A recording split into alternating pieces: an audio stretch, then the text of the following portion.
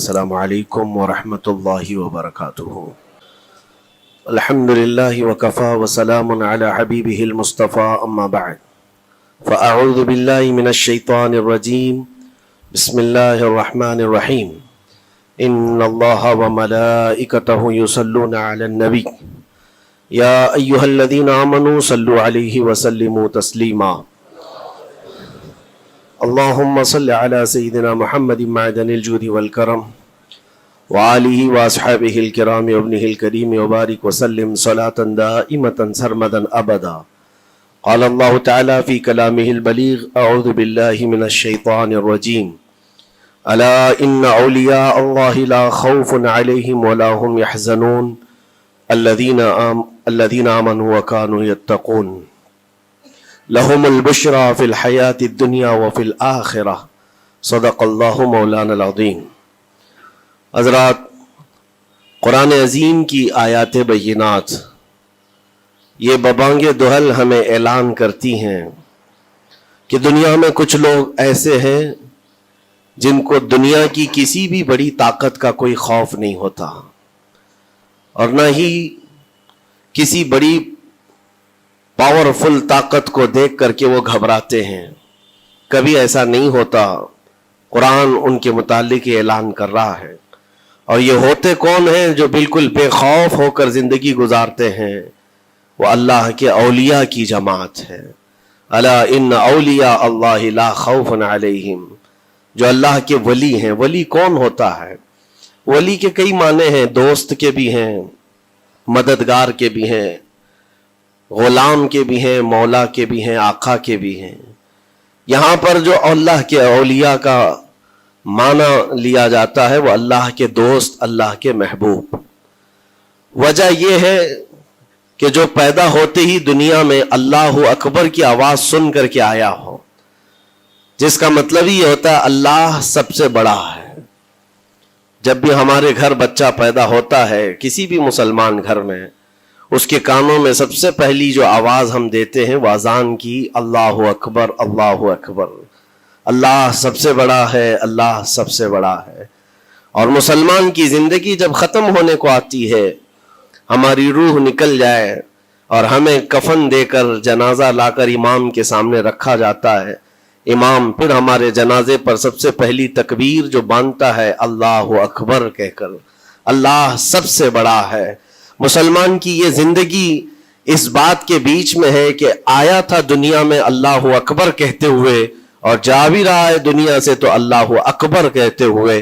جو اللہ کو سب سے بڑا مانتا ہو تو پھر دنیا کی کون سی ایسی طاقت ہے جو اسے خوف زدہ کر سکے، اسے کون سی طاقت ہے جو ڈرا سکے؟ لیکن بہت سارے ایسے ہیں کہ غفلت میں آ کر کے وہ کسی اور کو بڑا سمجھ لیتے ہیں، کبھی حالات کو بڑا سمجھتے ہیں، کبھی تخت و تاج کو بڑا سمجھ لیتے ہیں، کبھی طاقت و قوت کو، فوج کو، نظام کو، ان کا رعب اپنے سینے پر ڈال کر کے جینے لگ جاتے ہیں، جبکہ اللہ تعالیٰ فرماتا فلا تخشوہم واخشونی، ان سے مت ڈرو، مجھ سے ڈرو۔ اللہ کا خوف جس کے دل میں آ گیا، اللہ اس کو ہر خوف سے آزاد کرتا ہے، ہر خوف سے آزاد کرتا ہے۔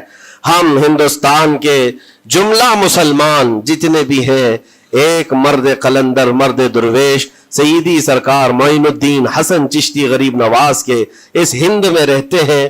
ظاہر سی بات ہے کہ ان کی سیرت ہم سب کے لیے ایک بہت بڑا مشعل راہ ہے، بہت بڑا نمونہ عمل ہے۔ آپ کو پتا ہے غریب نواز کو ہند الولی کہا جاتا ہے۔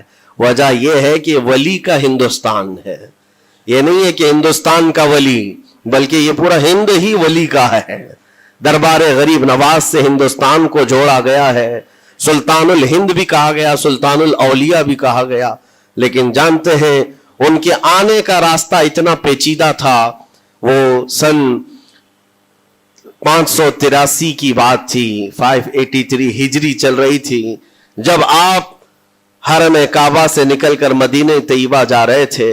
اس وقت آپ کی عمر تقریباً 45 سال کے آس پاس کی تھی۔ نہایت ہی عبادت گزار، تقوی شعار، 20 سال اپنے پیر و مرشد کی خدمت کر کے وہ حرم کعبہ میں پہنچے تھے۔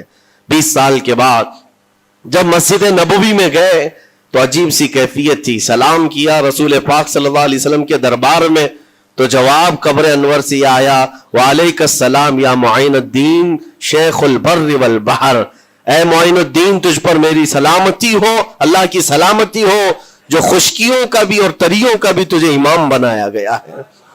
اور آواز یہ نبی کریم صلی اللہ تعالی علیہ وسلم کے دربار سے سننے والی آواز تھی۔ آپ گھبرائے تھے، تھوڑا سا سراسیمگی تھی، یہ ہندوستان کی طرف اشارہ کر کے میرے آقا صلی اللہ تعالی علیہ وسلم نے فرمایا تھا کہ تجھے ہند کی ولایت دی جاتی ہے۔ اس وقت تک سرکار غریب نواز کو نہ ہندوستان آنا کبھی ہوا تھا، نہ ہندوستان کے علاقوں کو آپ نے کبھی دیکھا تھا، کیونکہ سجستان جو یہاں سے کافی دور ہے، افغان کے قریب ایک علاقہ سنجر جہاں پر آپ کی ولادت ہوئی، وہاں سے نکل کر کے آپ نیشاپور میں آباد رہے، اس کے بعد 40 سال کے بعد حرم کعبہ اور حرم مدینہ میں رہے، لیکن اچانک یہ بات کہ تمہیں ہند کی ولایت دی جاتی ہے ایک تعجب والی بات ہے، نئی جگہ پر بھیجا جا رہا ہے۔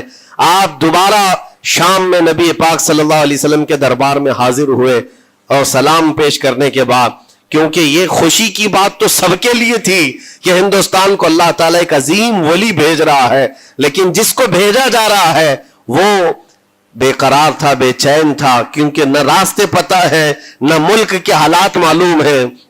بارگاہ مصطفیٰ صلی اللہ علیہ وسلم میں دوبارہ جب حاضری ہوئی، عرض کیا آقا آپ کا حکم، اس کی تعمیل کے لیے بندہ حاضر ہے، لیکن نہ یہ فقیر ہندوستان کے راستے دیکھا ہے، نہ وہاں کے حالات معلوم ہے۔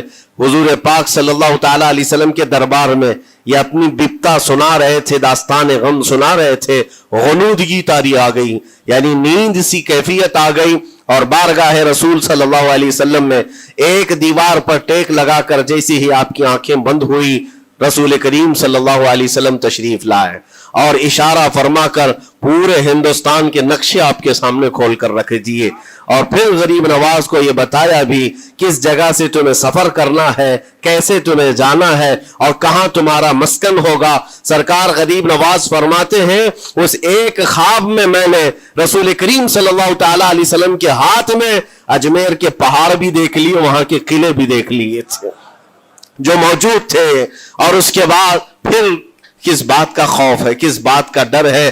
جنہوں نے راستے بتائے ہیں وہ ہادی رسول، وہ ہادی عالم ہے، نبی پاک صلی اللہ علیہ وسلم آئے ہیں پوری کائنات کو راستہ دکھانے کے لیے، اور جنہوں نے غریب نواز کو ہند کا راستہ بتایا ہو، پھر ڈر کس بات کا؟ جب آپ بیدار ہوتے ہیں تو اپنے ساتھ 40 قطب اس اولیاء کرام کی جماعت لے کر مدینہ طیبہ سے سفر کے لیے نکلے تھے۔ میرے عزیزو اب بات یہاں آتی ہے، اسی لیے مدینہ طیبہ سے یہ پورا پلان ہوا ہے، مدینہ طیبہ سے بھیجا گیا ہے، مدینہ طیبہ سے پلیسمنٹ ہوا ہے، اسی وجہ سے آج تک تاریخ غریب نواز کو عطائے رسول کہتی ہے۔ عطائے رسول ہے، رسول اللہ کی عطا ہے، ہندوستان والوں کے لیے خاص عطا ہے میرے آقا صلی اللہ علیہ وسلم کی۔ جب وہ سفر کے لیے نکلے، سن 83 سے چلے تھے، تو یہاں ہندوستان پہنچتے پہنچتے آپ کو 87 یعنی 4 سال کا عرصہ لگ گیا تھا۔ 4 سال کے عرصے کے بعد آپ پہنچے میرے عزیزوں، نہ پلینوں کا سفر نہ جہازوں کا سفر کہ اڑ کر کے ادھر سے ادھر آ گئے، وہ تو پیدل قافلہ نکلا تھا، درویشوں کا قافلہ تھا، اور وہاں مدینہ طیبہ سے نکل کر بغداد پہنچے۔ بغداد میں اولیاء کاملین کی صحبت پائی، وہاں سے پھر نیشاپور، پھر اس کے بعد ہرات، اور افغان کے علاقے ہوتے ہوئے لاہور پہنچے۔ لاہور میں سرکار داتا گنج بخش عالم رحمت اللہ تعالی علیہ کے دربار میں چلہ کشی فرمائی، وہاں سے دلی پہنچے۔ یہاں یہ پورا جو راستہ ہے 4 سال کا میرے عزیز و تاریخ میں ہے، سرکار غریب نواز جس راستے سے چلتے جاتے تھے، جو کافر یا مشرک بھی دیکھتا وہ دائرہ اسلام میں داخل ہو جاتا نا۔ نور الہی، نور وحدت کا ٹکڑا آپ کی جبین اقدس پر ایسا چمکتا تھا کہ لوگ جو آتے وہ پھر آپ کی صحبت سے دور کوئی جاتا نہیں تھا۔ دلی میں جہاں آپ آئے، یہ ایک عجیب اتفاق ہے، اس وقت کھانڈے راؤ ایک بڑا راجہ تھا، اس کا قلعہ تھا، اس کے سامنے ہی آپ نے پڑاؤ ڈال لیا۔ سرکار غریب نواز رضی اللہ تعالیٰ عنہ کی یہ داستان، یہ تاریخ، وہاں پر آپ نے اپنا پڑاؤ ڈال لیا، اور ان بت پرستوں کے لیے ایک بڑا پیچیدہ مسئلہ تھا کہ ایک درویش آیا ہے، ایک بات میں آپ کو بتاؤں، یہ جو تعصب آج پھیلا ہوا، یہ زہر پھیلا ہوا، یہ آج کا نہیں ہے، یہ باپ داداؤں کے پشت میں بھی ان کے موجود رہا ہے۔ اسلام اور مسلمانوں کے خلاف زہر مشرکین کے دلوں میں یہ بہت پرانی چیز ہے، نئی نہیں ہے، بہت پرانی چیز ہے۔ تعصب دلوں کے اندر کڑھن رکھنا اور کبھی ایکسپٹ نہ کرنا، یہ سرکار غریب نواز جس دن ہند میں قدم رکھ رہے اسی دن سے آپ نے اس کو فیس کیا ہے، اسی دن سے آپ نے اس کو دیکھا ہے۔ اور وہاں پر کھانڈے راؤ کی جماعت نے بہت کوششیں کی کہ یہ دلی میں داخل ہوا، یہیں سے ان کو ختم کر دیا جائے، نکال دیا جائے، لیکن عجیب اتفاق یہ ہے کہ یہ جو جماعت آئی تھی سرکار غریب نواز کے ساتھ، نہ ان کے ہاتھوں میں تلوار ہے، نہ بھالے ہیں، نہ چاقو ہے، نہ چھری ہے، یہ تو گدڑیاں پہنی ہوئی درویشوں کی جماعت تھی، گدڑیاں پہنی ہوئی درویشوں کی جماعت جو جھولے میں سوکھی روٹی رکھتے تھے اور پانی میں بھگو کر کھا لیا کرتے تھے۔ ان کے پاس نہ کوئی ہتھیار ہے، نہ کوئی سامان حرب، سامان جنگ ہے، ان کو نکالا جائے تو کس بات سے نکالا جائے، ہمت بھی نہ ہوتی تھی۔ یہاں تک کہ جو آپ کو وہاں سے جانے کی بات کرنے کے لیے آتا تھا، تھوڑی دیر محفل میں بیٹھتا اور کھڑا رہتا اور کلمہ پڑھ کر پھر مشرف با اسلام ہو جاتا۔ دلی کے اندر ایک دن کے اندر 1000 لوگ اسلام میں داخل ہوئے تھے۔ سرکار غریب نواز رضی اللہ تعالیٰ عنہ نے تلوار سے اسلام میں داخل نہیں کیا ہے، نہ ہی کسی کو ڈرا دھمکا کر کے۔ وہ سوکھی روٹی کھانے والے کس بات سے ڈراتے لوگوں کو؟ ان کے پاس کون سا ایٹم بم تھا؟ یہاں موجود جو راجے مہاراجے تھے ان کے پاس فوج بھی تھے، ہاتھی بھی تھے، گھوڑے بھی تھے، سب کچھ تھا، لیکن آنے والا مرد قلندر کیا لے کر کے آیا تھا؟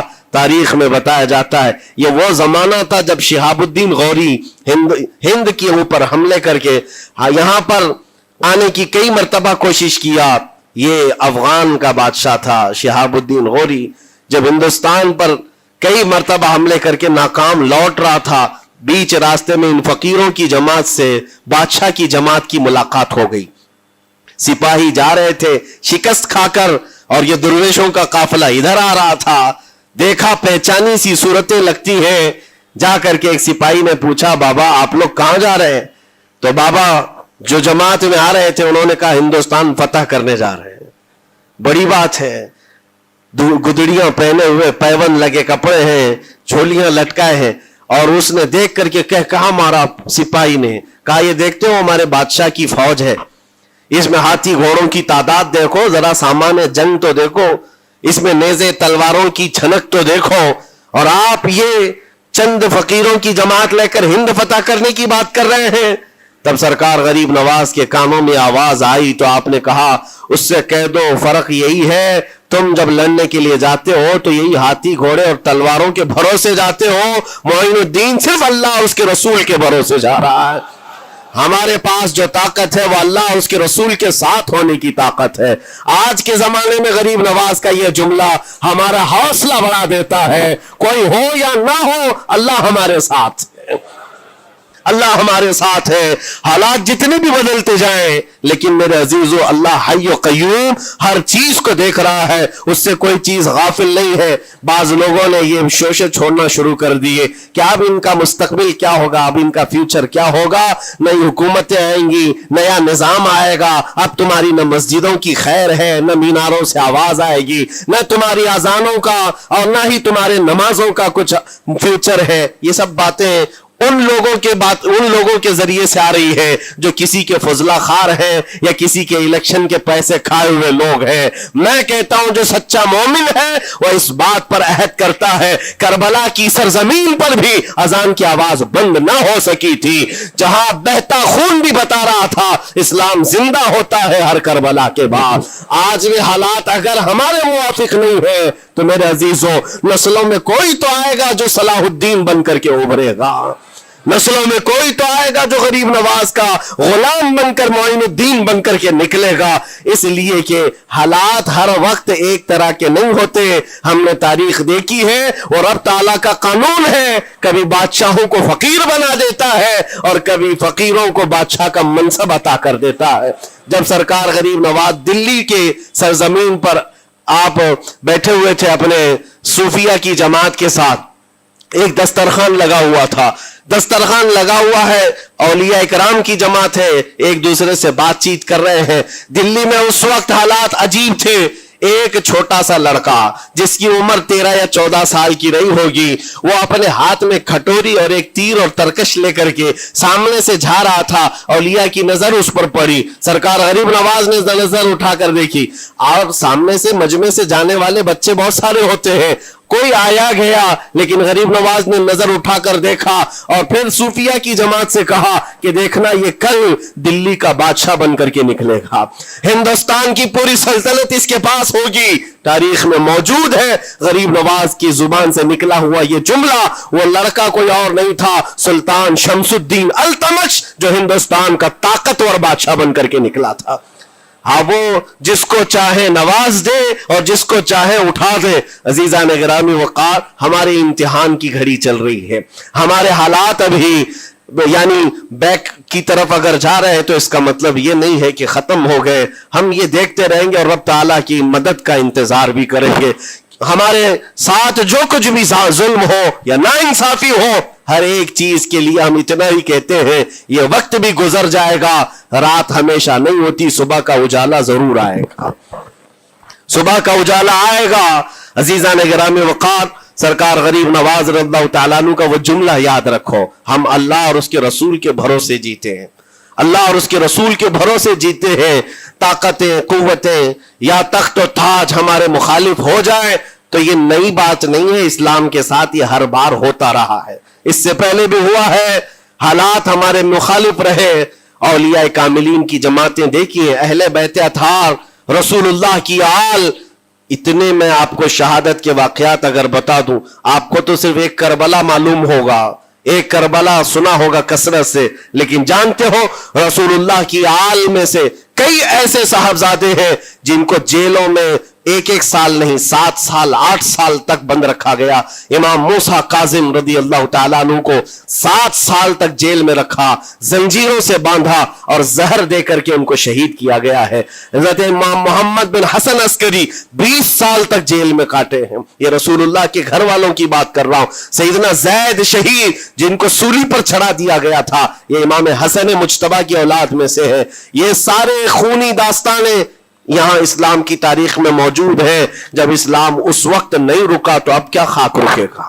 इस्लाम अब नहीं रुकना है, कयामत तक इसकी हिफाजत अल्लाह करीम फरमाएगा, अल्लाह करीम फरमाएगा। हम जैसे आएंगे और चले जाएंगे, लेकिन इस्लाम को फलना फूलना है, ये फलता फूलता ही रहेगा इंशाअल्लाह।